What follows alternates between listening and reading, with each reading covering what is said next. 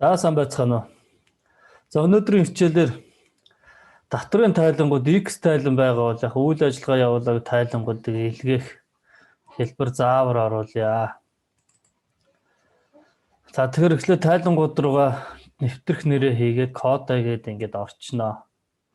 За тэгсний дараагаар илгээх тайлангаа сонгоод за ямарваа нэгэн үзүүлэлт тоомо оруулаагүй байсан ч гэсэн хамаагүй X биш тайлан ч гэсэн хамаагүй ер нь тайл илгээхэд бол хамгийн түрүүнд орж хадгалдаг. За хадгалахад орчихно. За тэгээд амжилттай хадгалагдлаа гэдэг ногоон бичиг гарна. За тэгэнгუთ одоо үйл ажиллагаа явуулаагүй бол гэдэг одоо энэ хэсэг байна. Тухайн тайланд хугацаанд үйл ажиллагаа явуулаагүй бол энд дарна уу гэд. Энийг чиглэх буюу энийг чагтлах юм байгаа ингээд.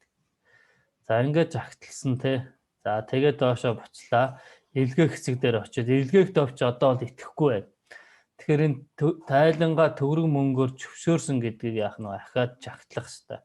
За тэгэхээр зарим үед ингэж чагтлахдахгүй энэ одоо ингэ итгэхгүй байгаад байна шүү дээ. Энэ тохиолдолд яах вэ? Ахаад тайлангаа хадгалнаа. Ахаа хадгална.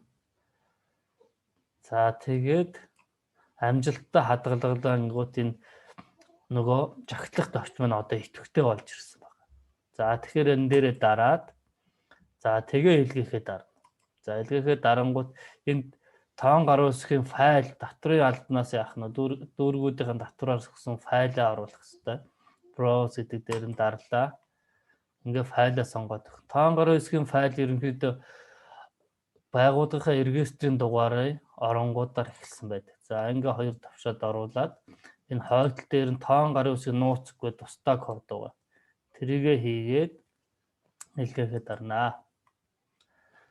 За тэгээ амжилттай илгээглэнгуут нь зургийг авч баталгаажуулнаа. За ингээд X тайлыг илгээж байгаамаа. За баярлалаа.